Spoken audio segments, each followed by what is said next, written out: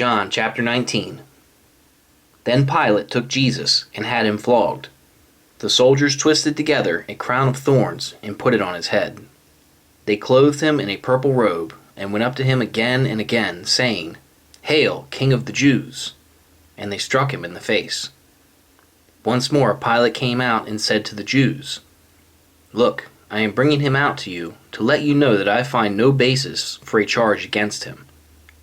When Jesus came out wearing the crown of thorns and the purple robe, Pilate said to them, "Here is the man."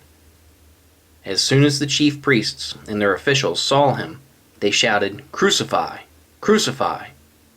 But Pilate answered, "You take him and crucify him. As for me, I find no basis for a charge against him."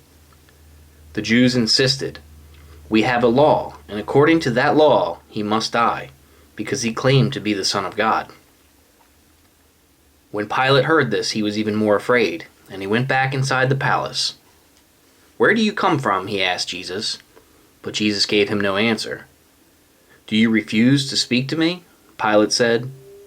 "Don't you realize I have power either to free you or to crucify you?"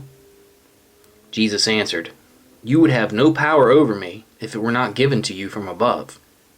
Therefore the one who handed me over to you is guilty of a greater sin." From then on, Pilate tried to set Jesus free, but the Jews kept shouting, "If you let this man go, you are no friend of Caesar.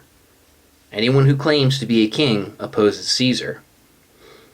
When Pilate heard this, he brought Jesus out and sat down on the judge's seat at a place known as the Stone Pavement, which in Aramaic is Gabbatha. It was the day of preparation of Passover week, about the 6th hour. "Here is your king," Pilate said to the Jews. But they shouted, "Take him away! Take him away! Crucify him!" "Shall I crucify your king?" Pilate asked. "We have no king but Caesar," the chief priests answered.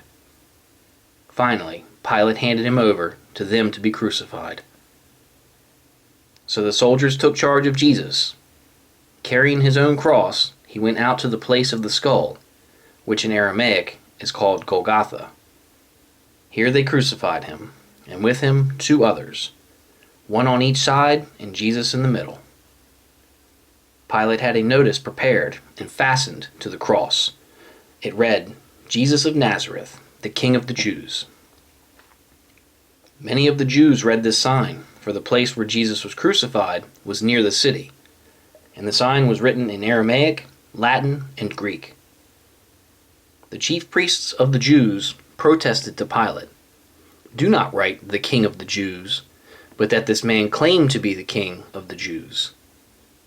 Pilate answered, "What I have written, I have written." When the soldiers crucified Jesus, they took his clothes, dividing them into 4 shares, one for each of them, with the undergarment remaining. This garment was seamless, woven in one piece from top to bottom.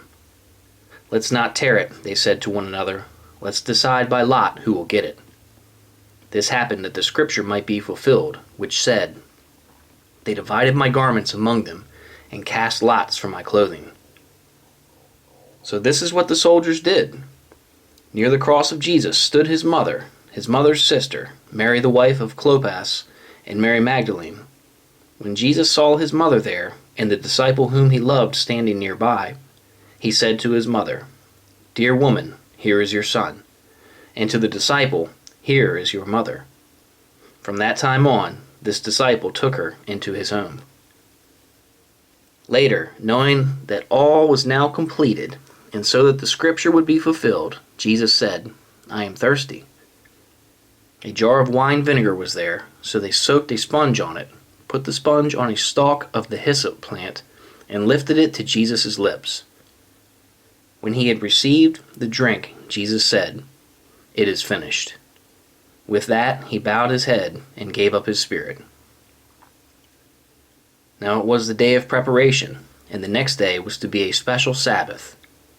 Because the Jews did not want the bodies left on the crosses during the Sabbath, they asked Pilate to have the legs broken and the bodies taken down. The soldiers therefore came and broke the legs of the first man who had been crucified with Jesus, and then those of the other. But when they came to Jesus and found that he was already dead, they did not break his legs. Instead, one of the soldiers pierced Jesus' side with a spear, bringing a sudden flow of blood and water. The man who saw it has given testimony, and his testimony is true.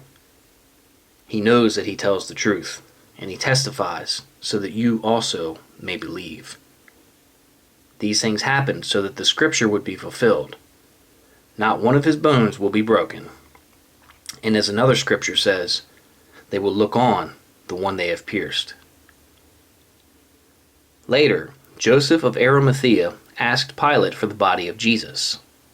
Now Joseph was a disciple of Jesus, but secretly because he feared the Jews.